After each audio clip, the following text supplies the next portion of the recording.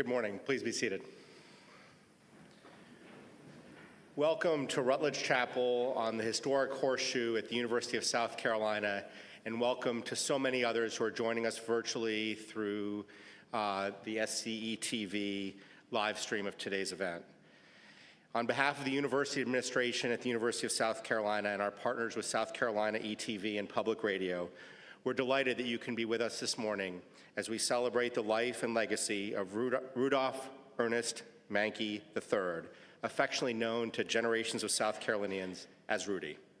I am Joel Samuels, the Dean of the College of Arts and Sciences, and it is my pleasure to welcome you here today as we celebrate Rudy together. Rudy served as a naturalist in residence at the University of South Carolina and as a lecturer in natural history. Let me begin by saying thank you to Rudy's family. Thank you for sharing him with all of us, and thank you for allowing us the honor to celebrate him with you today. To his wife Ellen, to children Judy and Will, to his siblings Tom, Mike, and Kathy, and to the rest of the family, thank you for being with us. Thank you for sharing this day with us. Rudy grew up in Spartanburg, South Carolina, and spent his childhood roaming the woods and meadows of the Piedmont, observing the natural world, identifying flora and fauna, and asking himself questions about what he saw. When he was not exploring the outdoors, he was in the library seeking answers to many of those same questions and identifying new ones along the way. His undergraduate education at Wofford College and his graduate studies at the University of South Carolina broadened his interest in natural history, an enthusiasm that he imparted to his students at Spartanburg High School and later to the public and his students here at the University of South Carolina and across the state and world. Rudy's work at the South Carolina State Museum brought him into contact with producers at South Carolina Educational Television and led to the television series Nature Scene that is still being aired on public television.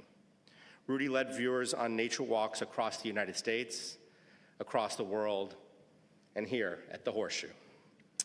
In a story that was shared when Rudy was winding down Nature Scene and beginning his career at USC, his family, I'm told, tagged along on a Nature Scene trip, if it's true, only once, long ago on a shoot in North Carolina. Ellen at the time said that she and the kids had fun, but that Rudy was miserable. He felt guilty that he had to work and couldn't do things with us, she said. But the image that sticks with me from the Nature Scene story is their crew reaction to a Russian guide on a trip of his after he had spent hours pointing out interesting plants and creatures in a park near the guide's home. Rudy shared the following. This guy turns around to me and he's crying. And he said, I've walked through this park all my life and I've never seen these things. And that tells you all you need to know about Rudy Mancke. He can bring a man to tears by making him really see the things that he'd been looking at all his life. I imagine that, like me, all of you have stories to share along those lines about things that you saw and experienced differently because of the experience he shared with you, the way that he saw the world and brought it to our eyes. So thank you again for joining us to celebrate Rudy's life. We will now hear a prayer of thanksgiving for his life from one of his former students, Jimmy Beecham.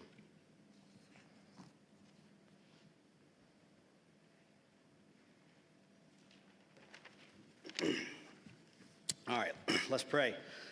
Heavenly Father, thank you for the opportunity to gather here today to celebrate the life of our friend Rudy Mancke. God, the Bible says in Psalm 19, the heavens declare the glory of God. The skies proclaim the work of his hands. Day after day they pour forth speech. Night after night they display knowledge. There's no speech or language where their voice is not heard.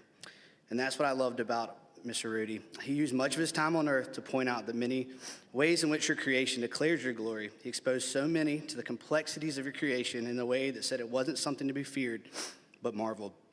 And as I've spent these past few days reading the accounts of others who experienced his special way of exploring your creation, I think back fondly to the memories I have that started with stories of him at Camp McCall shared by my dad that involved pillowcases full of snakes.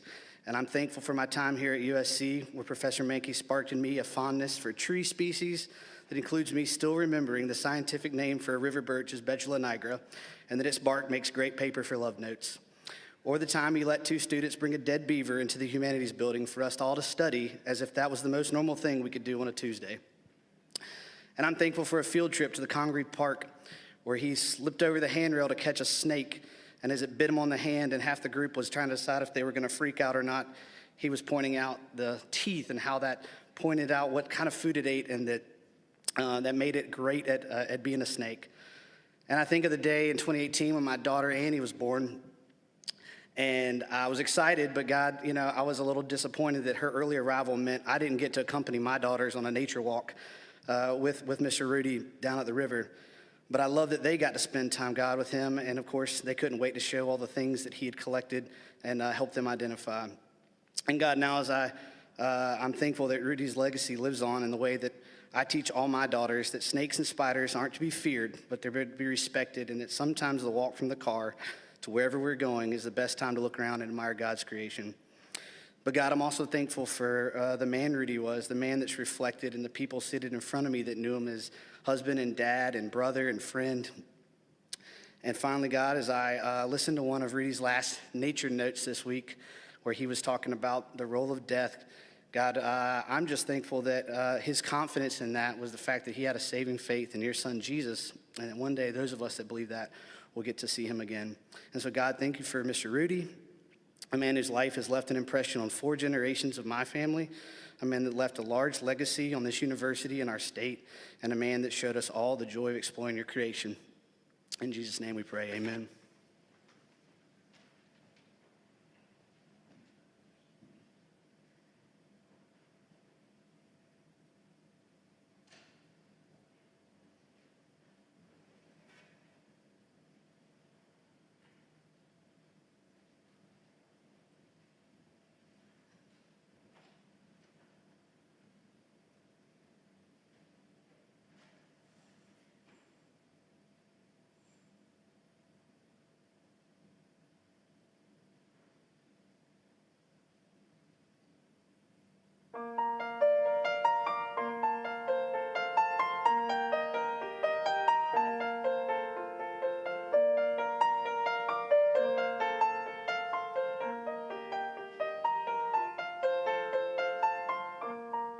For the beauty of the earth,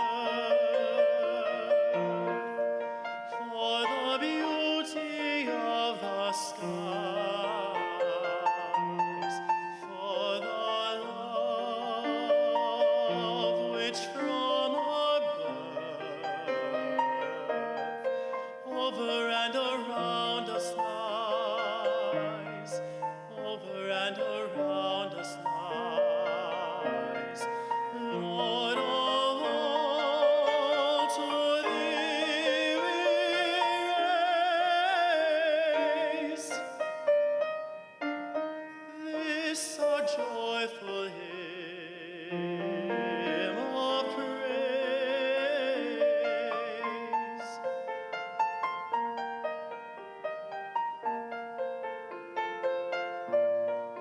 For the beauty of each hour of the day and of the night, hill and vale and tree and flower,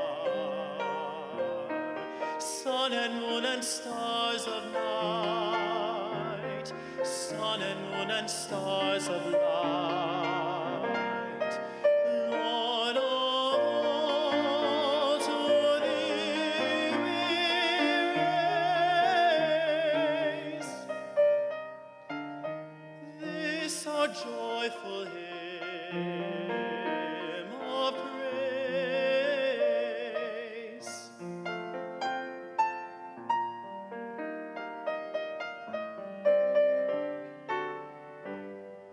For the joy of human love,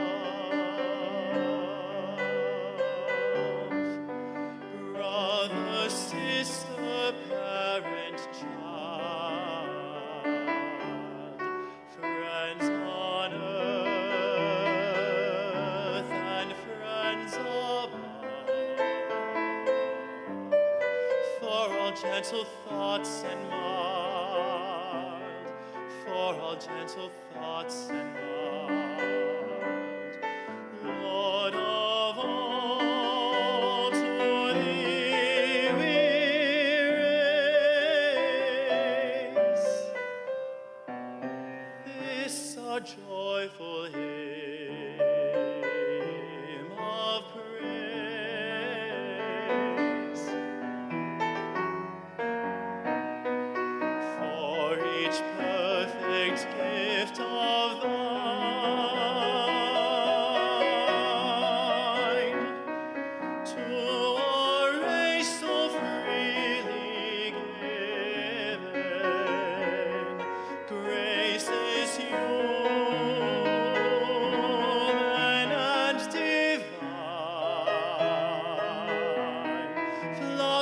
earth and buds of heaven, flowers of earth and buds of heaven, Lord of all, to thee we raise this our joyful hymn of praise.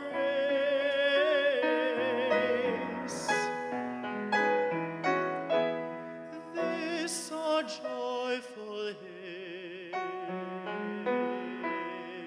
of praise.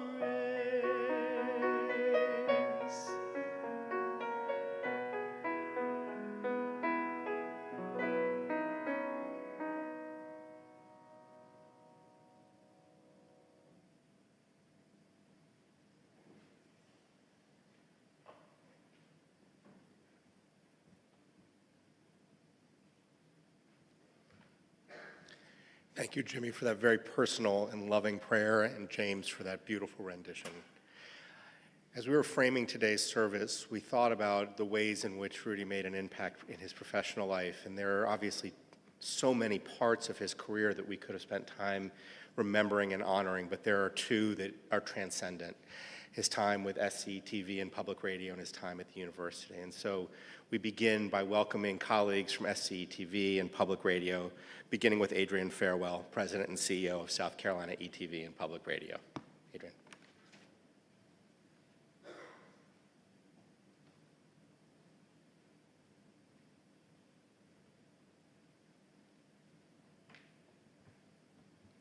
Good morning to Mr. Mancke's family. Thank you for allowing us to be here today with you in memory of Rudy.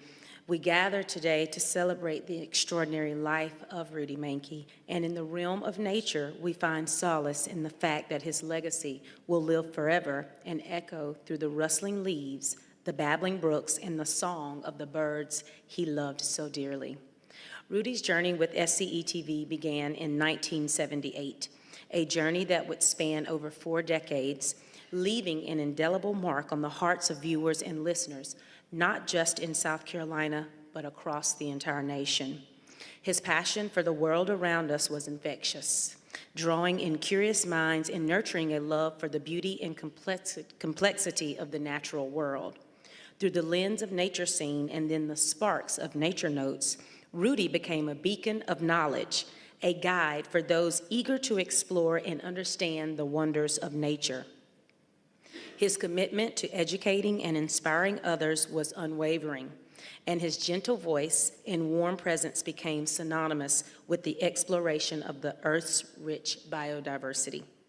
Rudy's work transcended the boundaries of television and radio. It became a testament to the power of curiosity and the profound impact one person can have on community. His ability to turn a simple walk in the woods into a captivating adventure sparked the imaginations of countless individuals, young and old, fostering a deep appreciation for the ecosystems that surround us. As we reflect on Rudy's contributions, let us remember the countless stories he shared, the lessons he imparted, and the joy he spread through the lens of a camera and through the radio waves, the resonance of his words in the community he built. His legacy lives on in the hearts of all of us who continue to explore, appreciate, and protect the natural world. In Rudy's presence, nature wasn't just a subject of study, it was a symphony of life that he conducted with humility and reverence. He reminded us that in the dance of the seasons, in the intricate patterns of a spider's web, and in the call of a distant owl, there exists a profound beauty that enriches our lives.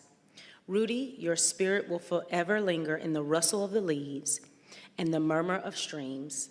Thank you for teaching us to the extraordinary becoming the ordinary, and for leaving an everlasting imprint on the tapestry of nature that weaves us all together. May you rest in peace that your love for the earth has sown in the hearts of those who were fortunate enough to know you. Thank you. With that, ladies and gentlemen, I'd like to welcome to the podium the Executive Director of the South Carolina ETV Endowment, Kobe Hennessy.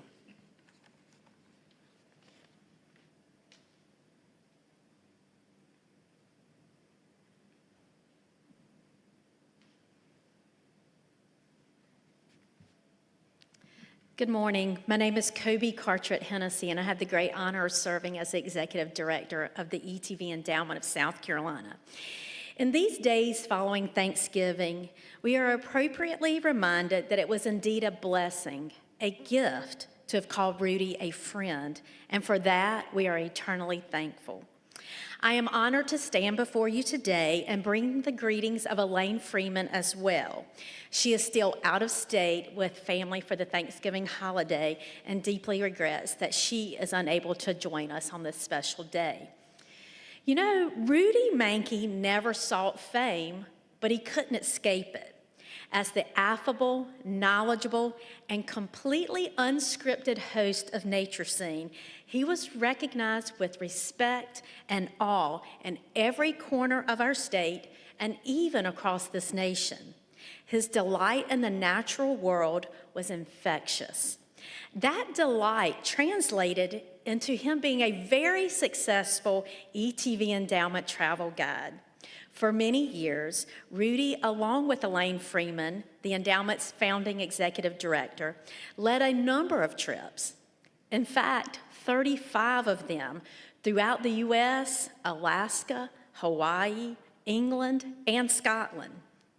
On each tour, 50 spellbound endowment members would follow Rudy around in almost cult-like fashion as they became acquainted firsthand with snakes, live and dead, flora, fauna, and other fascinating specimens. Of course, there wasn't a roadkill Rudy didn't like. To my utter disbelief, Ellen often had to share her hotel bathtub with a carcass that brought Rudy sheer delight.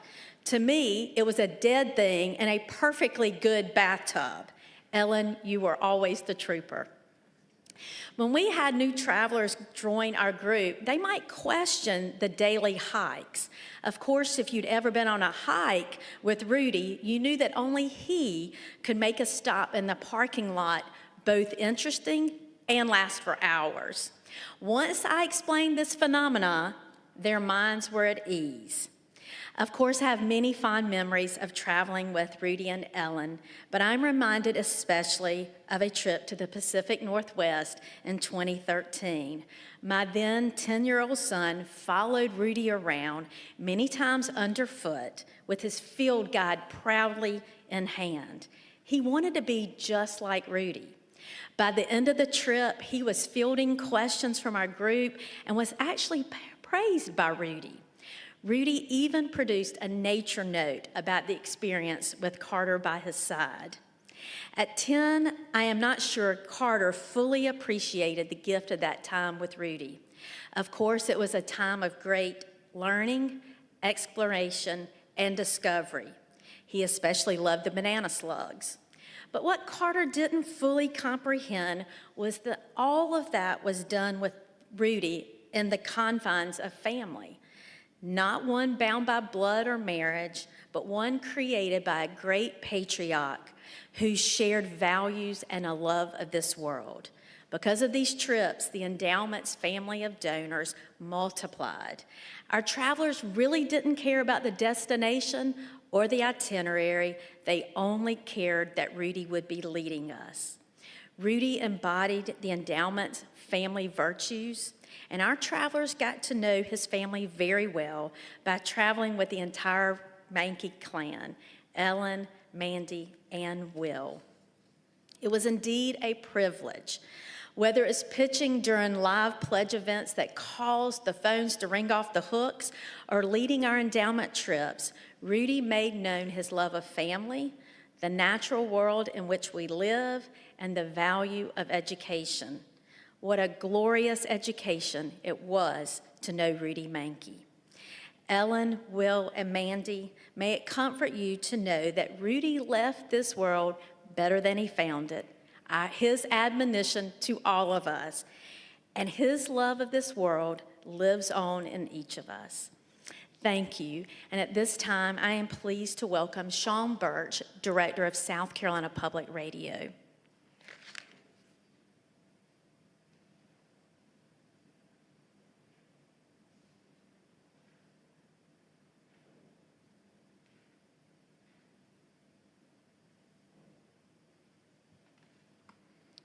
Good morning, everyone. I'm Sean Birch, Director of South Carolina Public Radio, and you'll have to forgive me for my voice. I'm getting over a cold. Rudy Mancke has left an indelible mark on the lives of countless South Carolinians, often through the Nature Notes segments that he did with us for South Carolina Public Radio. Nature Notes would have marked its 25th anniversary next year. In all, over 6,000 of these one-minute segments were produced, with Rudy answering questions from listeners, helping them identify a spider that they saw in their house or a plant that was taking over their yard. Sometimes Rudy would muse on how much our state has changed over the years, or a favorite flower that he had. Sometimes he would read a bit of poetry that he liked and felt captured the essence of the season.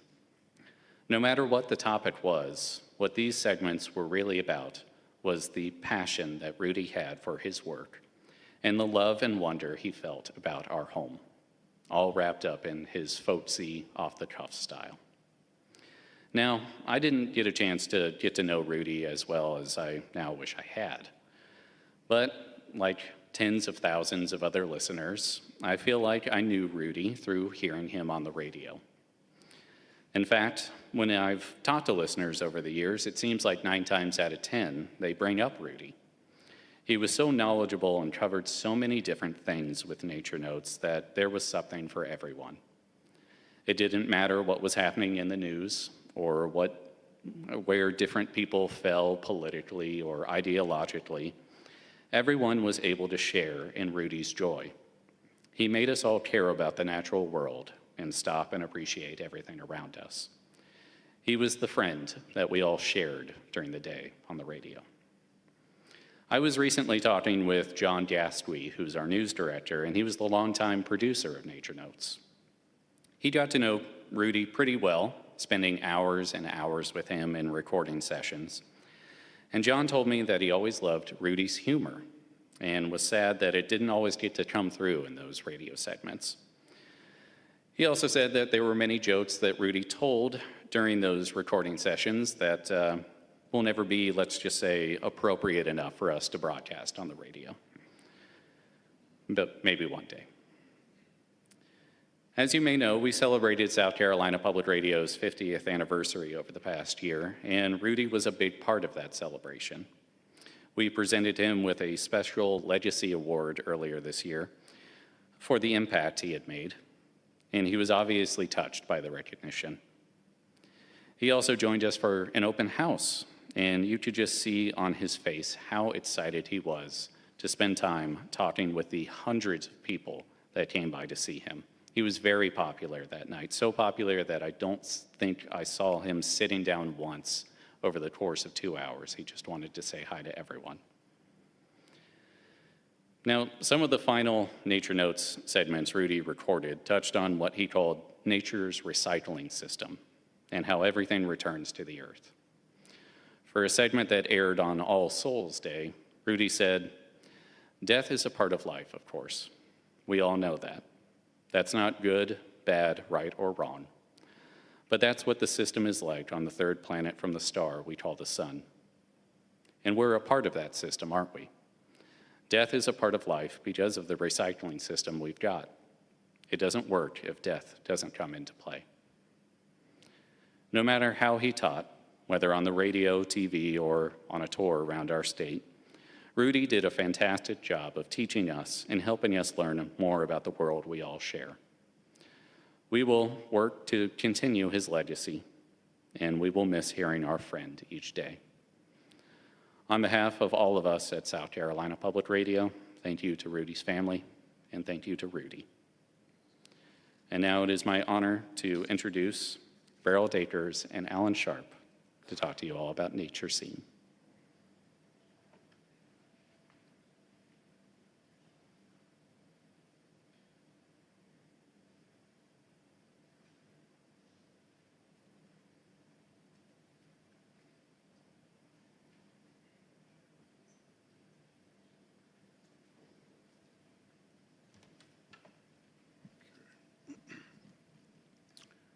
How are you? Rudy Mancke was my friend Rudy Mancke was a big brother I never had. He was a year older than I am. First and foremost, Rudy Mancke was a teacher who loved to share his knowledge of nature with anyone willing to listen, young or old.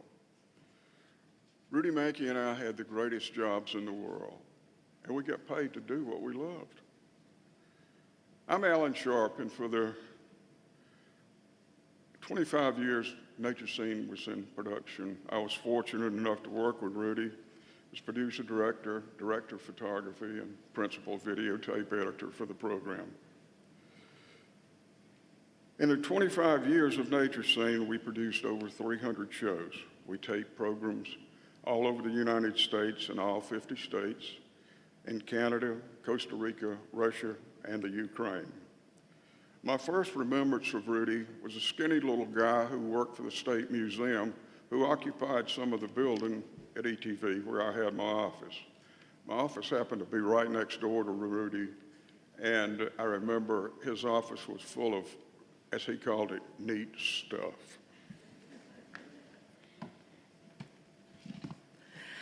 I'm Beryl Dakers, and I have to tell you that the question that I have had most over all the years is, first, what is Rudy Mancke like?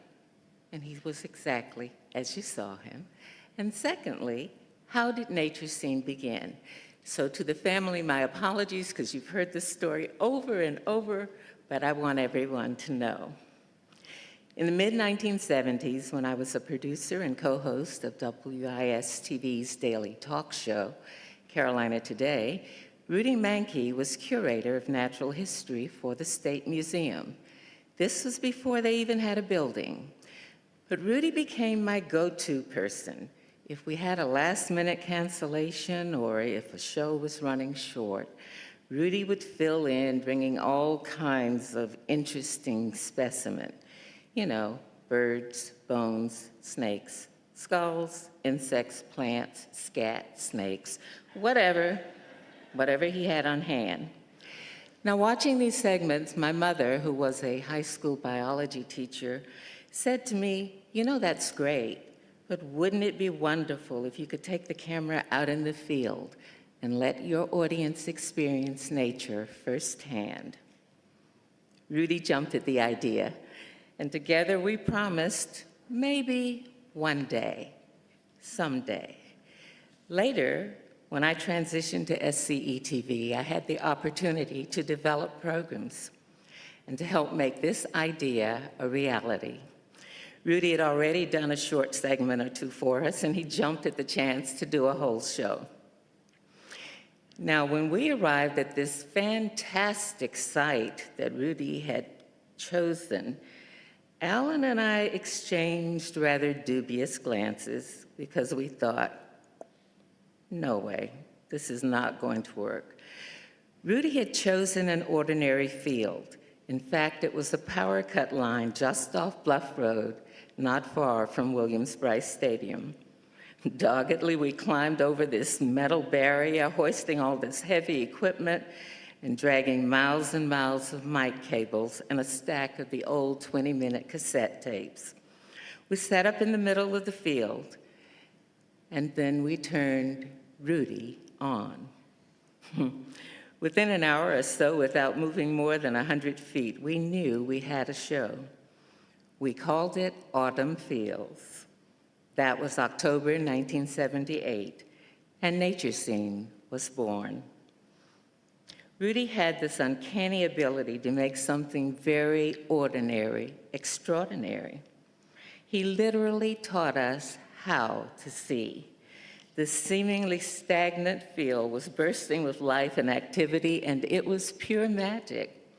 And with Alan's camera work, we were able to bring that magic home to you.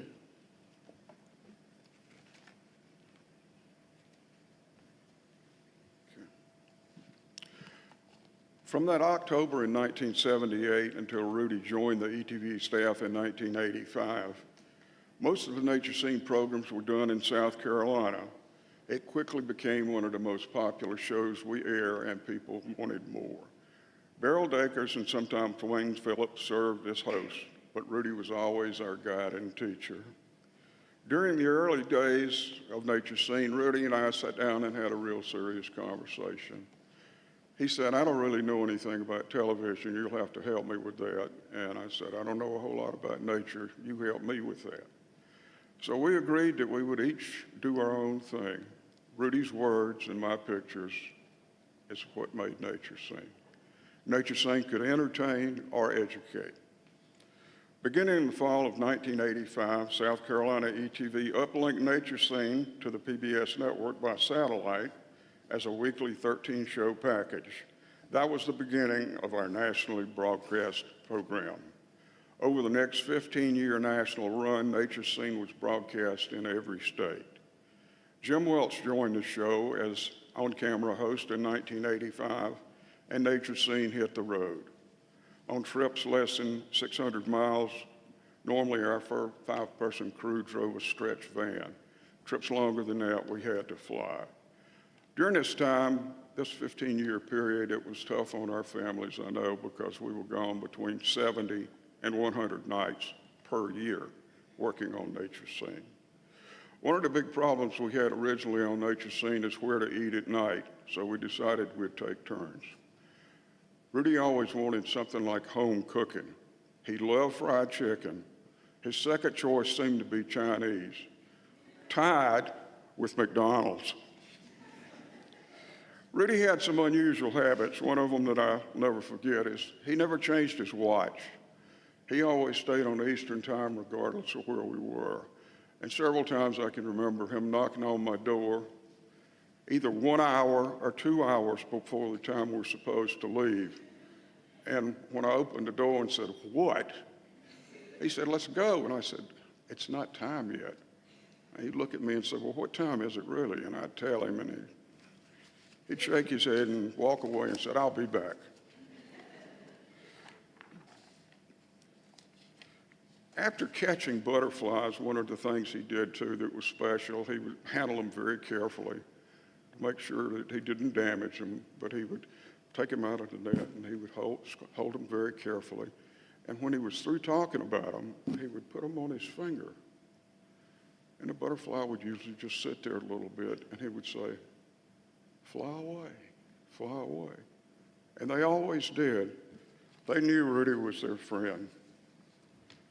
This past month marked 45 years since we did our first Nature Scene show in that field Beryl talked about off the Bluff Road.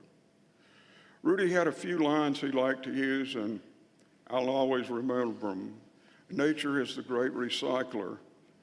It's not good, bad, right or wrong. That's just the way it is. I hope a lot of you got to hear or possibly find Rudy's last Nature Notes program. In his own way, he was telling us goodbye. Rudy was a great teacher and a great friend. I'm gonna miss you, buddy.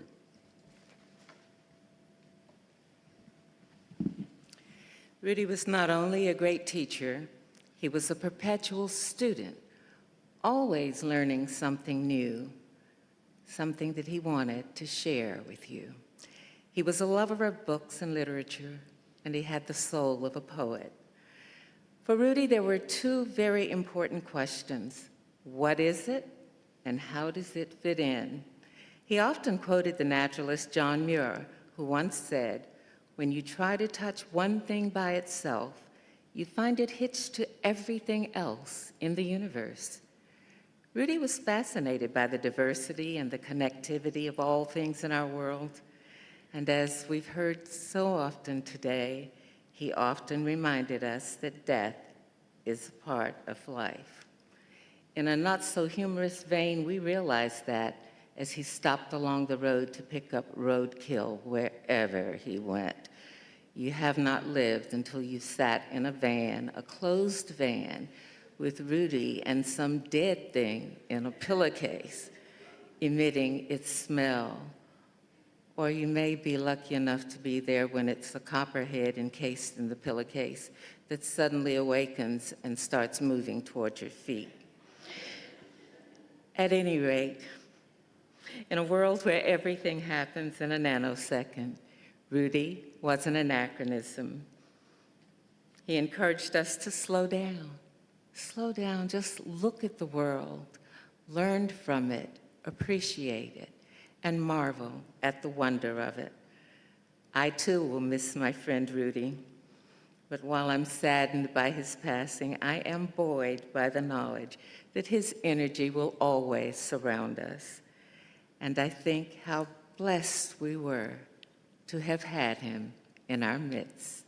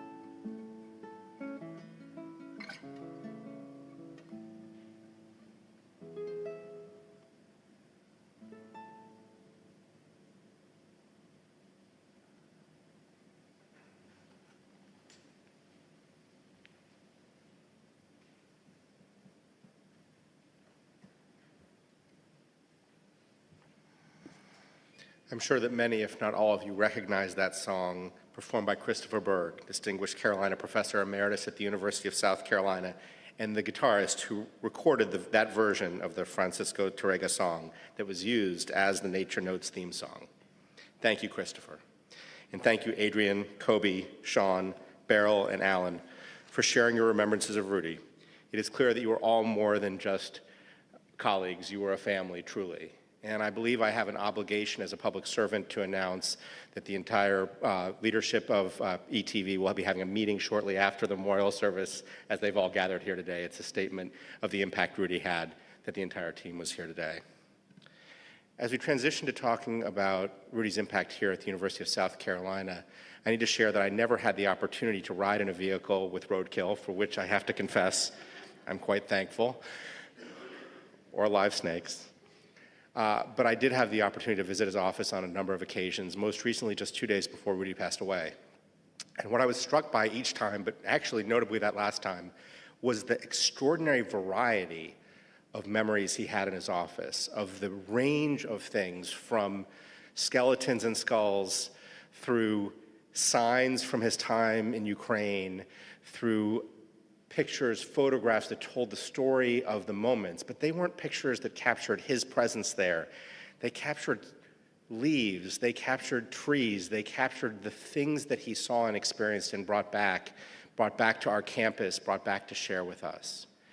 It's my pleasure first to introduce Lana Burgess, the interim director of McKissick Museum, who had the opportunity to work with Rudy for so many years, and next, Harris Pastides, distinguished president emeritus of the University of South Carolina and self-proclaimed #1 Rudy Mancke fan, who was the reason Rudy came to us, and I'm sure he'll talk more about that, but it was Harris who had the vision and the foresight to bring Rudy to our university, to share him with our state, to bring him on into our space.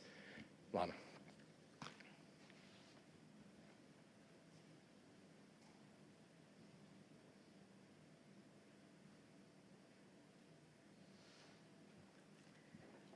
Good morning, everyone. First, I want to let you all know that I'm speaking on behalf of the entire McKissick Museum family, past and present. The McKissick Museum family wishes to express our gratitude to the Mancke family for inviting us to celebrate Rudy's legacy today. Personally, as a child growing up, fishing and hunting with my grandfather, and then being forced to go to environmental camp in my middle school years, it wasn't until I met Rudy in 2008 that I began to really fully appreciate the natural world. In the early 2000s, when Rudy was appointed USC's naturalist in residence, he came to meet with Lynn Robertson, the former director of McKissick Museum, and she offered him an office in our building. You would have thought it was his Christmas. He was so excited to be back in a space where collections were, as he never left working with the natural world, but being so excited for the important collections that USC held and having a space there to be near the stuff. For over 20 years, Rudy expressed gratitude for that office every single time he entered the building.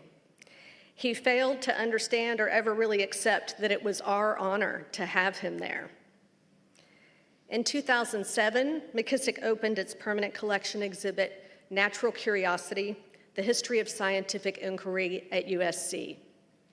A prominent feature of the exhibit was a replica of Rudy's desk from his office, which in and of itself is still a mini museum. Rudy was selfless in his love and support of USC, and especially McKissick Museum, USC Libraries, the Urban Rare Books and Special Collections, and the A.C. Moore Herbarium. Rudy spoke at so many fundraisers, it's hard to enumerate them all.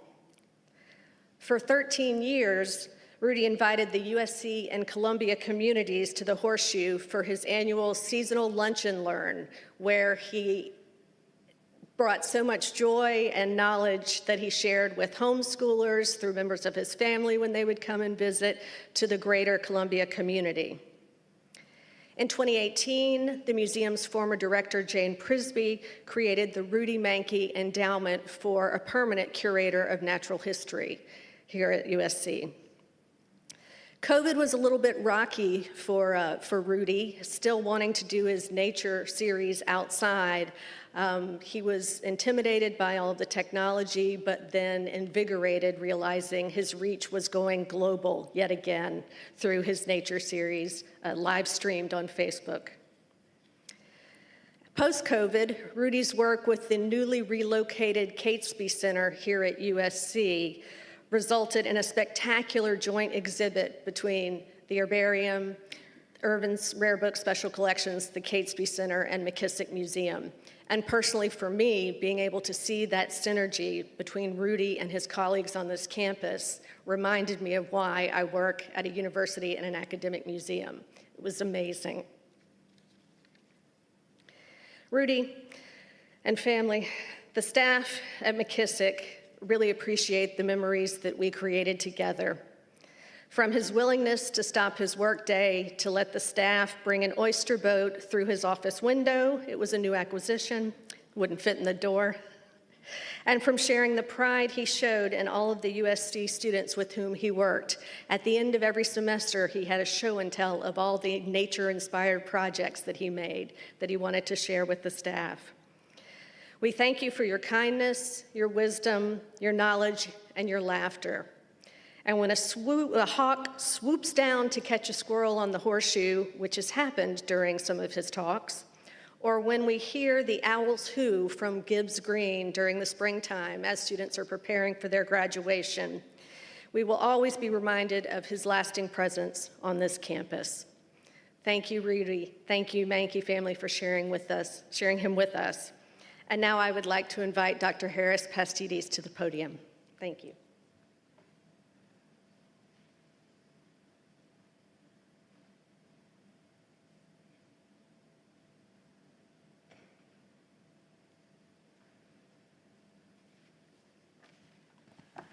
Good morning and greetings, everyone. Each and every one of us a friend of Rudy Mancke. I'm happy to bring a few remarks on behalf of the broader university family and President Michael Amoritas. My special greetings, of course, to the Mancke family. I know you've been overwhelmed, frankly, since November 7th with the outpouring of affection for him, and of course, there's been a lot more today, and that will go on. Get used to that part of it. Of course, we're not here to overwhelm you. In fact, most of us as friends and colleagues are here selfishly. We're here for us. We needed to be here to bid adieu and to take one more walk with him. All of us here, in fact, as I said, has been a friend to Rudy, and he a friend of ours. That's because he only knew friends. Never a harsh word about anyone. Ne'er a harsh word even for nematodes, mosquitoes, snakes, or gators, as has already been said. Some of us worked with him, but all of us were taught by him. And it didn't take long to become a friend or a student of Rudy's. I think that even the most overlooked and insignificant creatures in nature admired him and considered him their friend as well. When I first arrived in Columbia in 1998, Rudy was already a beloved name and personality in the community, as we've heard about through Nature Scene and Nature Notes.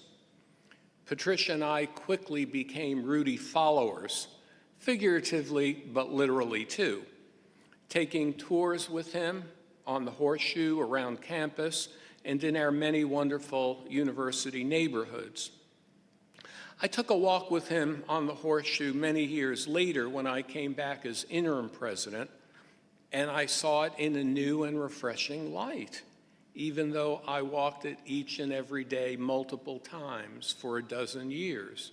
How could that be, to see it anew? I didn't know whether he had X-ray vision, but how is it that he could see things that I walked right by, unknowing of the beauty and the meaning that it could have held for me until he pointed it out? It was revelatory and rejuvenating relaxing, and replenishing.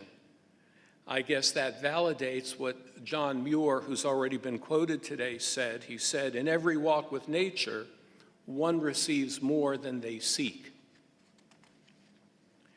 It could have been a weed in the crack of the horseshoe with the bricks, a worm tunneling into the dirt to avoid being stepped on, a bird that we couldn't see but one Rudy knew by its song, or harmlessly a snake that blended into the landscape. That sure raised Patricia's eyebrows, I can tell you that.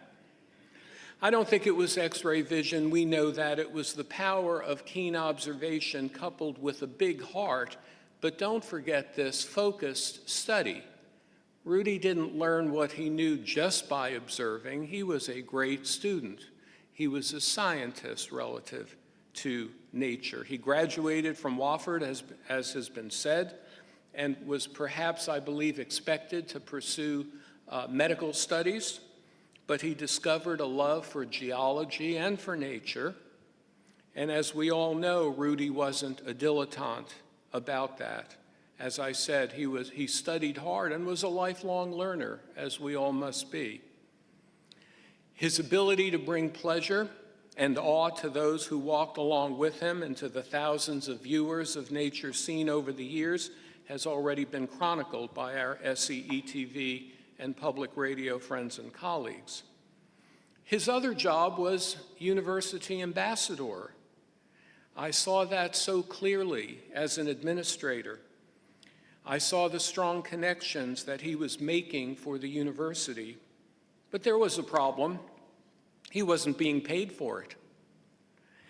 So bypassing the traditional terms of employment that accompany job searches for faculty and staff, appointments that Dean Samuels and others have to contend with, I used an executive privilege and asked Rudy if he would consider being the University of South Carolina's naturalist in residence. I had to look up that word. I don't think there are many universities, if any, with a naturalist in residence. I looked up the word. I almost called him naturist in residence, but as you know, that would connote nudism, and Rudy immediately stepped back and said, no, there was no salary that would ever convince him to do that. But he did ask me what I meant, and I said, it means paying you, Rudy, for what you're already doing. How does that sound? And he replied, well, it won't make me work any harder, but I'd appreciate that. Rudy continued to be an ambassador for the university and to make friends of strangers as his reputation and impact grew.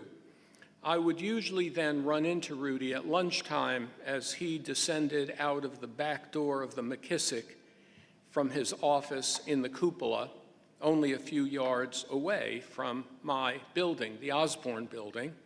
He walked quickly. You can see him now. Close your eyes. You could see him walking quickly and dutifully, looking down. Occasionally, I felt he was avoiding me until I realized that yet again, he was observing something in the path ahead of him. Even now in Charleston, when I'm occasionally thanked for the university's impact, Rudy is still often the most common symbol of the university's community engagement. In 2002, Rudy participated in a university trip to Chernobyl. The family will remember it well. I was the university's vice president for research at the time. Others making the trip, I remember fondly, included Bruce Kuhl, Tim Mousseau, Scott Good, and others. What a moving week that was. We saw the carcass of the reactor number 4 and the middle school at Pripyat, so close to the reactor that to this day it remains frozen in time, vacated moments after the explosion and never restored. As we walked through a field of clover nearby, there was Rudy looking down, but now lagging significantly behind the rest of us. Rudy, what are you doing? I asked. Do you want to extend your stay in Chernobyl? We, of course, couldn't wait to move away. I'm doing a little research study. You are? I, of course, worried that he was about to ask my office for a grant. And what would that be, Rudy? He answered, did you know that clover is very susceptible to environmental damage and could be an early harbinger of genetic damage from radiation exposure? And did you know, he continued, that only 1 in approximately 5,000 clovers has 4 leaves? That's why it's considered lucky to find a 4-leaf clover. I'm looking for 4-leaf clovers, he went on, to see if they're more common here than they should be. I'm also looking for 5-leafed or 2-leafed clovers. I thought to myself, well, that is a creative mind. While the rest of us were looking at destroyed buildings and hurrying to diminish our potential radiation exposure, Rudy was ministering and studying the environment, concerned, of course, about the damage to it. He also asked if I had noticed the lack of songbirds. I had not. He said that he hoped and believed that they had escaped most of the danger. He said that birds have a sixth sense that likely sent them away, hopefully in the right direction. He couldn't be sure of that. He was concerned about the direction, but he knew that they sensed a danger and had flown away. Ladies and gentlemen, friends and family of Rudy Mancke, if heaven is a beautiful field of clover, it now has one more 4-leaf clover. And heaven is lucky to have Rudy Mancke, our beloved and fine friend. May he rest in eternal peace with the songbirds. May he see the miraculous as clearly as he did on earth, because as has been said, to walk with nature is to see 1,000 miracles.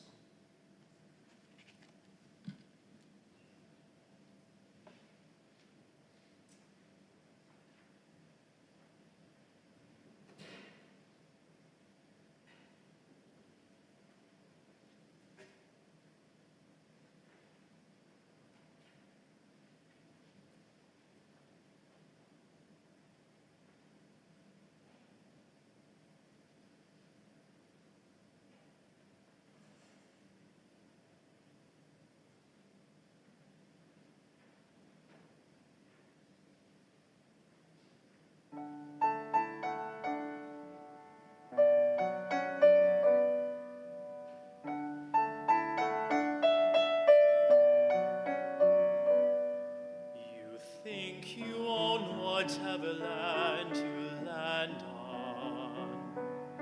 The earth is just a dead thing you can claim.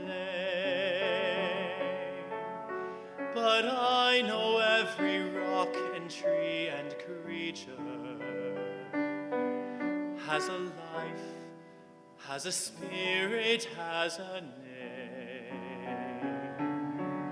You think the only people who are people are the people who look and think like you.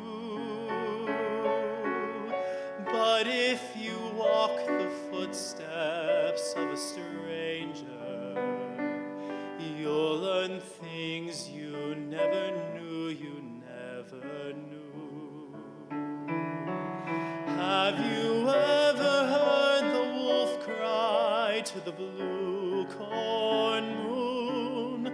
Or asked the grinning bobcat why he grinned? Can you sing with all the voices of the mountain? Can you paint with all the colors of the wind? Can you paint with all the colors of the wind?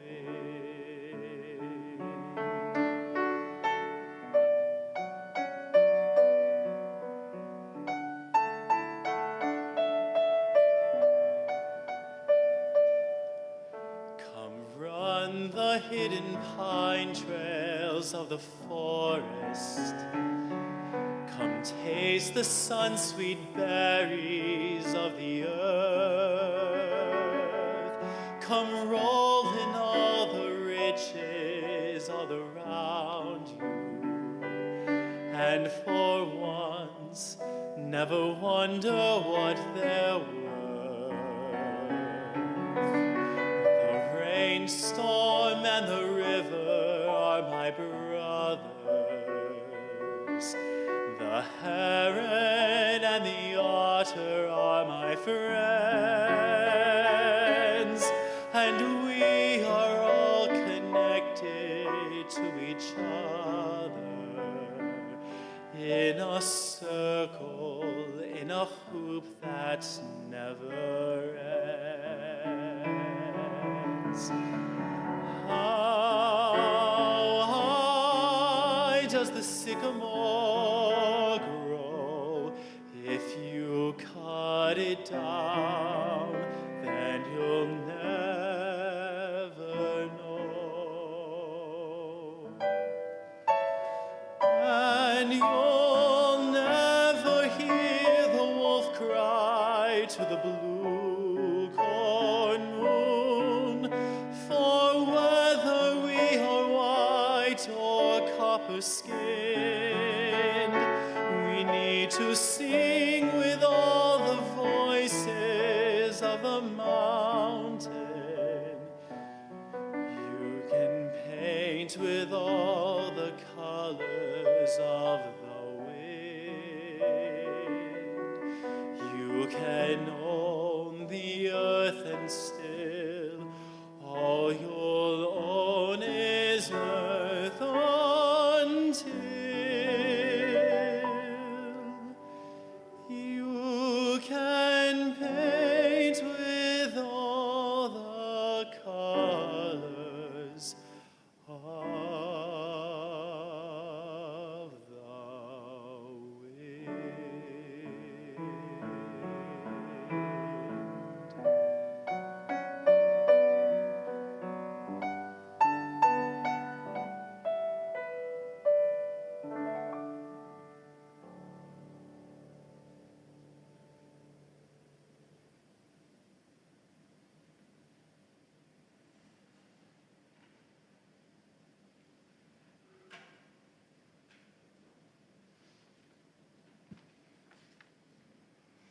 Thank you, James, for a second lovely song, and thank you to all of our colleagues from the School of Music who have been part of today's event. I'd like to thank everyone who made today's event possible, today's memorial possible, from across the university, from ETV, and especially from my team in the College of Arts and Sciences, led by the indefatigable Megan Plott, for whom this was very much a passion project. As we close today's memorial, I'd like to share with you an untitled poem written by Rudy himself in memory of his friend, John Reed Clontz, in 1983. The woods were springtime green today, dotted with flowers along the way. The birds were singing from hidden places.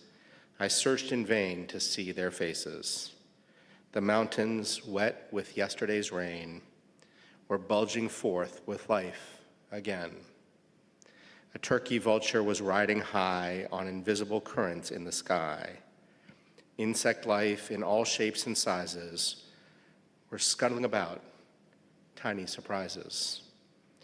Bracket fungi, thick and dark, looked like stair steps on the locust bark. Ferns with unrolling fiddleheads were bursting up from their leafy beds.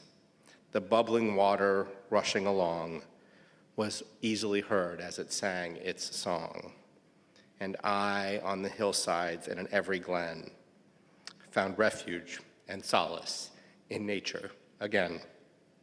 Our celebration of life for Rudy will continue with a reception on the Horseshoe. After the family has recessed, we encourage you to join us under the magnolia on the Horseshoe, which is where Rudy began all of his tours around the beautiful campus and on the Horseshoe. Thank you for being with us today.